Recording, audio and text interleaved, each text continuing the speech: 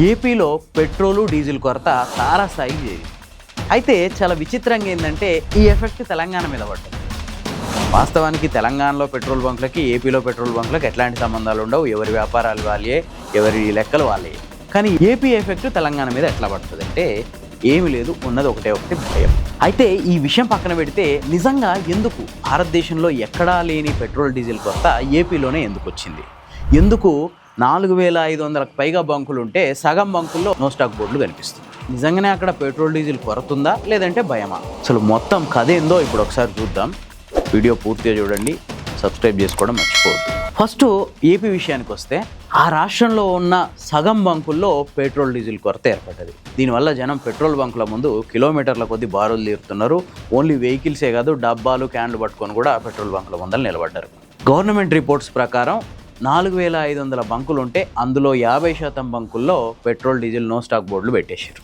ఈ పరిస్థితి మొత్తం ఏపీ వ్యాప్తంగా ఉంది. ప్రధానంగా విజయవాడ నుంచి వైజాగ్ మధ్యలో హైవే ఎమ్మటి మొన్న ఆదివారం నాడు ఒక్క బంకు కూడా తెరిచిలేదు అని చెప్పి మొత్తం మీడియాతో పాటు సోషల్ మీడియాలో కూడా విపరీతంగా వైరల్ అయింది. మరి అయితే దీనికి కారణం ఏంటి? నిజంగానే పెట్రోల్ డీజిల్ లేదా ఆంధ్రప్రదేశ్లో అంటే అట్లాంటిది ఏమీ లేదు.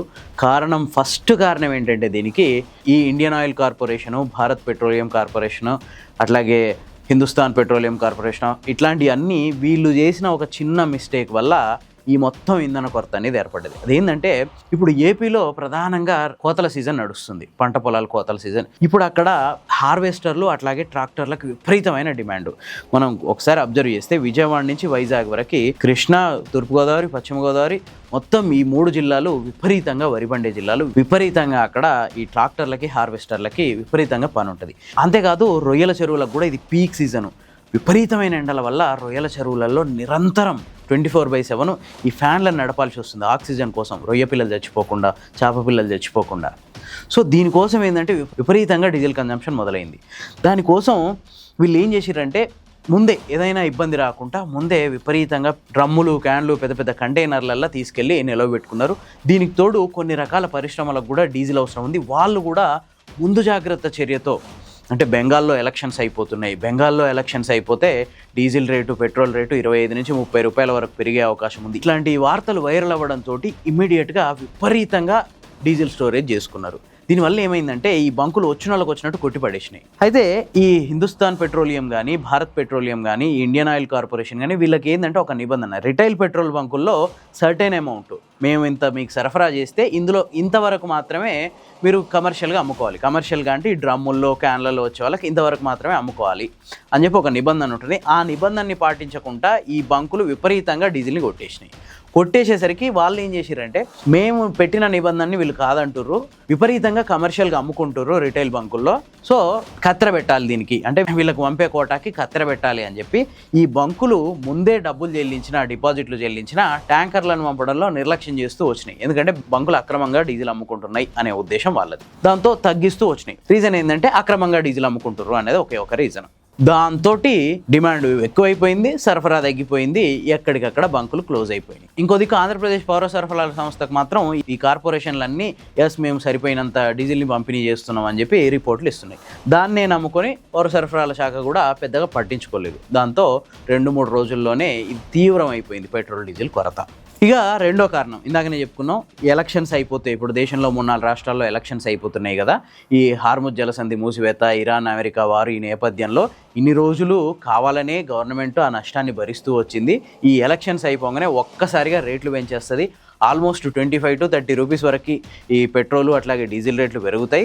ఇట్లాంటి వదంతులు ఒక్కసారిగా వ్యాపించినాయి. దాంతో డీజిల్ వినియోగం ఒకటే 30 to 50% వరకు పెరిగిపోయింది రాత్రికి రాత్రే. ఇంకో దిక్కు పెట్రోల్ వినియోగం కూడా 30% పెరిగింది. దీనివల్ల ఒక 2 రోజుల్లో కొట్టాల్సిన పెట్రోల్ని బంకులు ఒక్క పూటలో కొట్టేసినాయి. మిగతా 1.5 డే అవి ఖాళీకి కూర్చోవాల్సి వచ్చింది.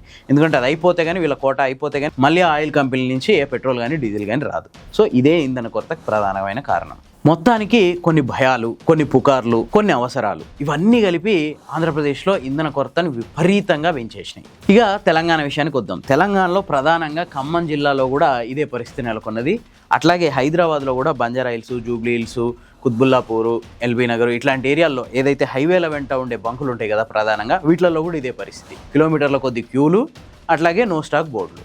రీజన్ ఇక్కడైతే తెలంగాణలో అయితే ఎట్లాంటి కొరత లేదు. ఆల్మోస్ట్ నేను ఈ వార్త చదువుతున్న టైంకి 74 లక్షల లీటర్లకు పైగా పెట్రోల్ అందుబాటులో ఉంది, 110 లక్షలకు పైగా లీటర్ల డీజిల్ అందుబాటులో ఉంది. అస్సలు పెట్రోల్ డీజిల్ కొరత లేదు, ప్రజలు ఎవరు ప్యానిక్ కావద్దని చెప్పి తెలంగాణ పౌర సరఫరాల శాఖ కూడా ప్రకటించింది. అయినా కూడా జనానికి పిచ్చి భయం. అందరూ ఫుల్ ట్యాంక్ మ్యానియా అంటారు దీన్నే. అంటే ఎక్కడ పెట్రోల్ అయిపోద్దో డీజిల్ అయిపోద్దో దొరకదేమో అన్న భయంతో రోజు 100 రూపాయలు కొట్టించుకునేటోడు ఆ రోజు వెళ్ళి ఫుల్ ట్యాంక్ చేయించుకుంటాడు. దానివల్ల 10 రోజుల్లో బంకులో ఖర్చు కావాల్సిన పెట్రోల్ ఒక పూటలో ఖర్చు అవుతుంది. ఇప్పుడు తెలంగాణలో ఉన్న నో స్టాక్ బోర్డులకు ప్రధాన కారణం ఇది. ఇక డీజిల్కి అయితే వాళ్ళు కొట్టలేక చచ్చిపోతున్నారు. అరే రేపు వస్తుందిరా నాయనా, మళ్ళీ పొద్దుగాలు వస్తుందన్నా కూడా ఎవరు వినిపించుకోవట్లేదు. కిలోమీటర్ 1/2 కిలోమీటర్లు సిటీలో ఉన్న బంకుల్లో కూడా 1/2 కిలోమీటర్ బార్లు ఉన్నాయి. అంటే ఇక్కడ మొత్తంగా అటు ఏపీలో కానీ తెలంగాణలో కానీ ఒకసారి అబ్జర్వ్ చేసుకుంటే ఏపీలో కొన్ని కారణాలు ఉన్నాయి దానికి, కానీ తెలంగాణలో అయితే పూర్తిగా రూమర్స్.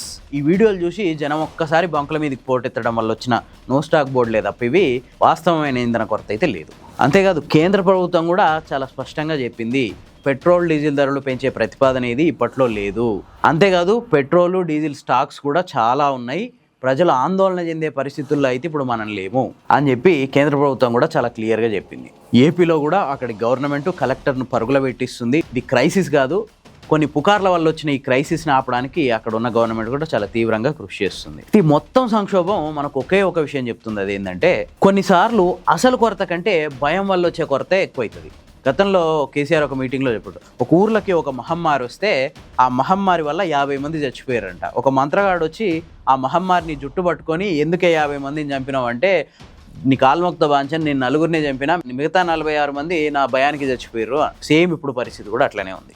అందుకే ఈ రూమర్లు ఏవి నమ్మకండి, గవర్నమెంట్లు ఇచ్చే అఫీషియల్ ఇన్ఫర్మేషన్ని మాత్రమే నమ్మండి. లేకుంటే మన చేతులారా మనమే పెట్రోల్ బంకుల ముందల నో స్టాక్ బోర్డులు పెట్టినట్టు అవుతుంది. ఈ వీడియో కనుక మీకు నచ్చితే లైక్ చేయండి, షేర్ చేయండి. ఇలాంటి మరిన్ని మంచి వీడియోల కోసం ది ఫోర్త్ ఎస్టేట్ ఛానల్ని సబ్స్క్రైబ్ చేసుకోండి.